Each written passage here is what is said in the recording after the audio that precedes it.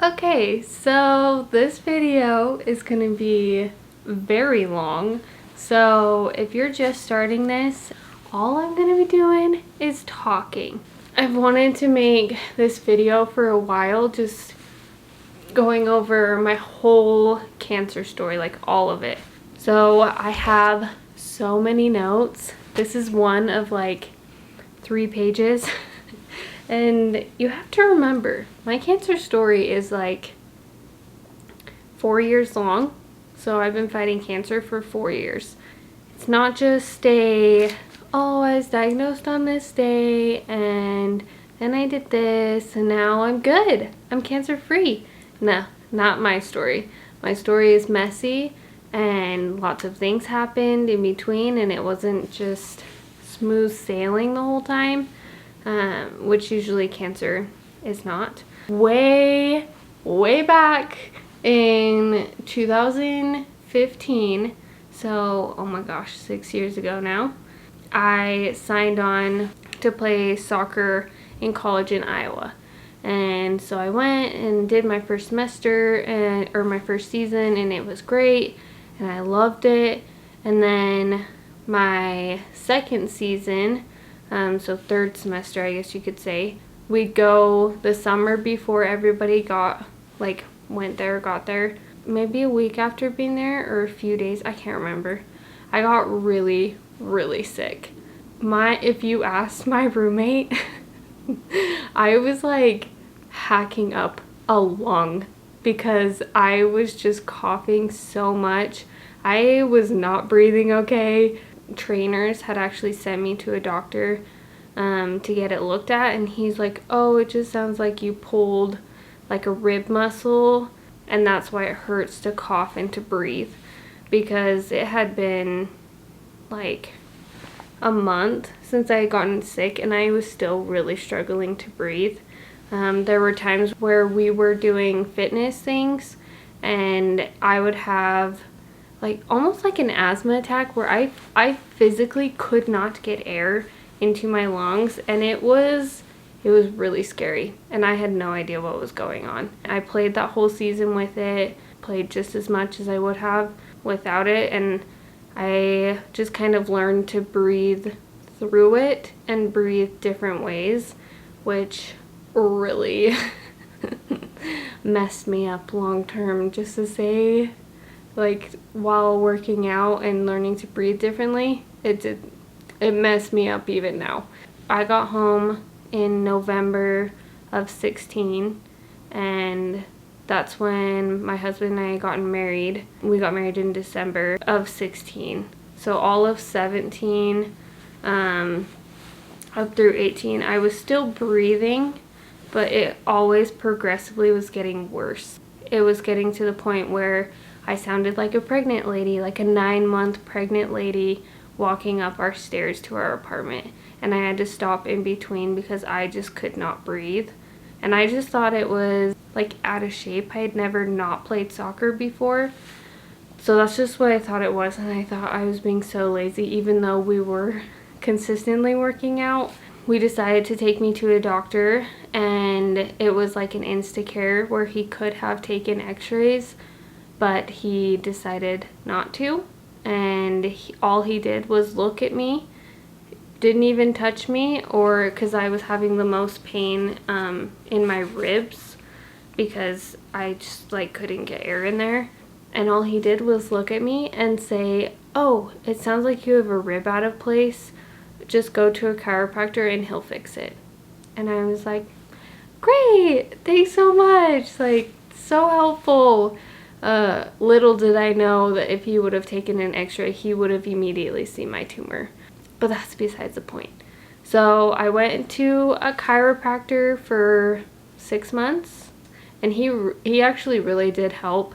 At that point, I hadn't been able to lay down to sleep, so I had been sleeping upright, which super comfortable. He actually helped quite a bit. He made like more space in there. He adjusted me so I could breathe in deeper. Then in March, I went on a trip with my mom to California, and it was like a business trip for her. We were walking around everywhere, like, which is what you do in California, right? You go and walk the pier and all those things. And I was so tired all of the time. It was like I wanted to do one thing and just be done. And I could sleep the rest of the day, all the time. And that's just how it was. I got home from California and I was so tired. Like, I did not want to do anything. Sometimes in certain positions, I would try to breathe, but then I start hyperventilating because I couldn't get air in fast enough, and then it would just freak me out, and yeah, then I start hyperventilating. Usually Logan would be there to force me to, like, okay, calm down, breathe in deeper, like slow your heart rate.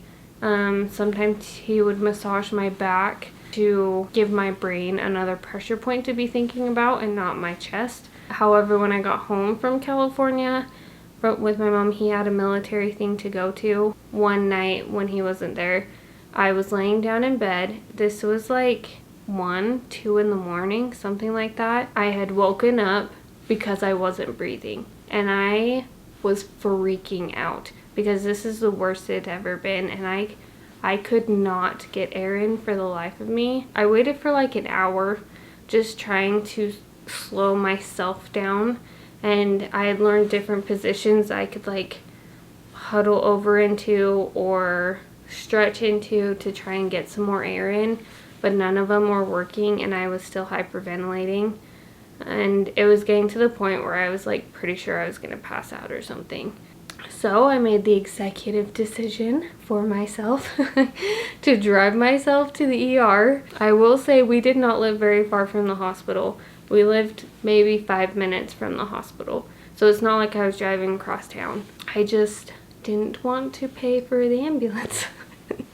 So I drove myself to the hospital. I called my sister because she used to live by us and she's a night owl, and so I knew that she would be up, and she was. So I asked her to meet me at the hospital. They took x-rays almost as soon as I got there. Well, first they gave me some medicine to calm me down. I think it was like an anxiety med, and that helped me get some more air in. Then they took me for an x-ray, and they didn't even tell me what was on the x-ray. They actually told my dad when he got there, and I think they told my sister. I don't know if they told them that it was a tumor. I think they just told them it was a mass inside my chest that they could see, and that the hospital by where I lived wasn't equipped to handle that kind of scenario, I guess you could call it. So they shipped me down to Murray, which is by Salt Lake City, Utah.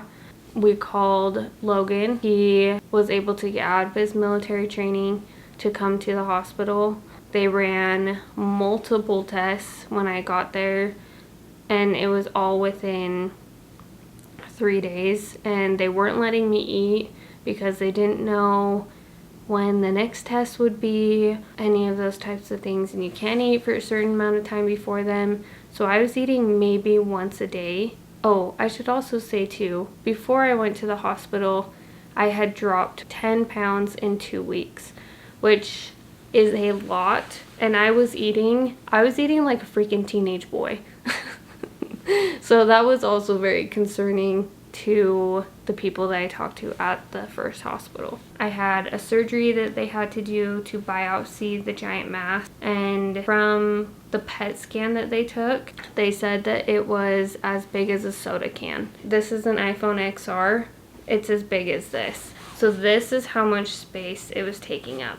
The rest of my body only goes over here. Okay, so that's like my whole chest. So on my left side, every time I laid down, it completely collapsed my lung, which is why I couldn't get air in. And then right side, it was taking up 20% of it, I had no lungs pretty much. And the surgeon, he's a thoracic surgeon, he came in after my surgery and said, you know, I've seen a lot of Hodgkin's lymphoma cases, and this looked a lot like Hodgkin's lymphoma, and your symptoms and everything like that sound a lot like Hodgkin's lymphoma cancer. And when he had come in to tell me that, I remember exactly where I was sitting. I remember where Logan is. My parents were also there.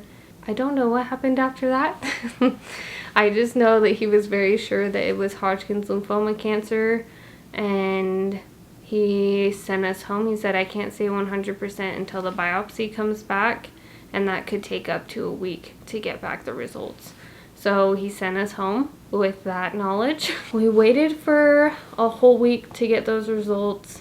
Then we got them, and then we both decided that we just needed to drop out of school. Technically, we hadn't dropped out.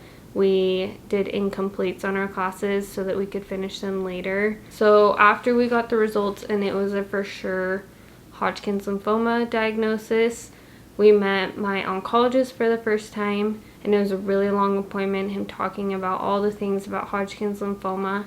I believe he staged me in that appointment, and I was stage 4. Later down the road, I had asked him how much longer, if I had waited, how much longer I would have lived for, and he had told me 6 months at the most. Yeah, we met him. We went and got my second opinion at the Huntsman, and that's a big cancer institute here in Utah.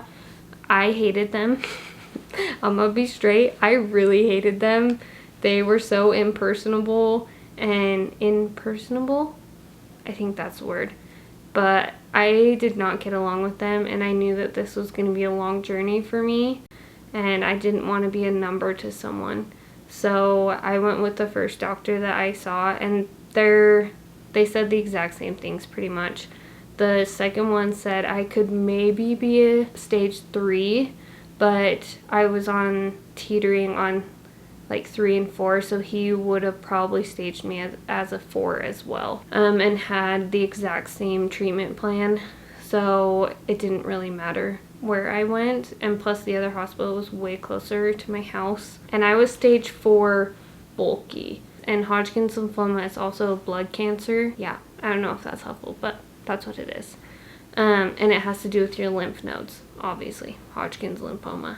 After I was diagnosed, okay, I need some water. After I was diagnosed March, I say 15th, is the 13th to the 15th. End of March, we went to go meet my doctor for the first time, and he told me that it was pretty likely that I wouldn't be able to have kids if I didn't do fertility treatment.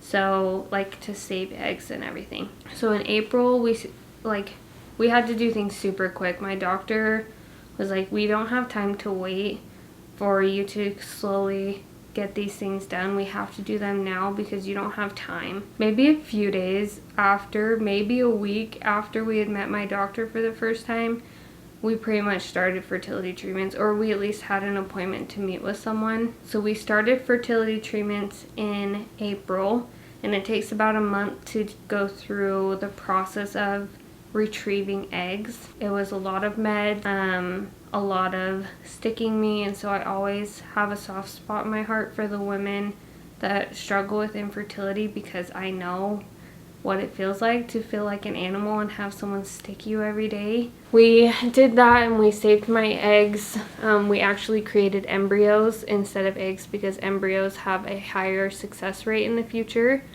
So we were able to create 5 embryos, and those are now in a freezer somewhere in Nevada. I have no idea where. Ready to be used when I want to or can.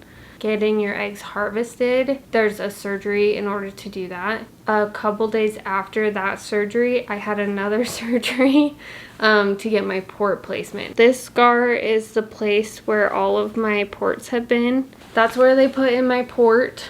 That's so that I could get all of my chemo, because you can't put it in the arm because then your arms are fried because the chemo is so toxic and it just shrivels them right up. I think less than a week later. Started chemo on April 24th of 2018. So pretty quick because, again, I didn't have time to wait around. So, because I didn't want to die. There was 2 different chemos I could choose from. Both had pretty much the same exact symptoms, same exact toxicity.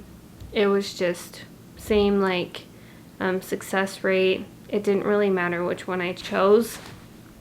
And so I went with A, B, V, D. With that chemo, I was able to drop one of the chemos after 6 months. And then May, I know this isn't really my cancer journey, but it kind of is. We got and brought home Rosie, and she has been with me like since the start of everything. So with my treatment, I completed 12 infusions, and my infusions were every other week. So I did 6 with all 4 chemos, and then I did 6 with just the 3 chemos.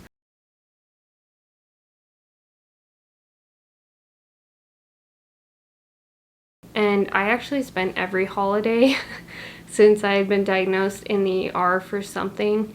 Either I had a fever or something, or I couldn't breathe, or there's lots of different reasons. So I finished chemo October 17th, but I did have my last PET scan after I was done with chemo to make sure that I was clear, and they actually saw something on that scan, and so I had to go in for another surgery.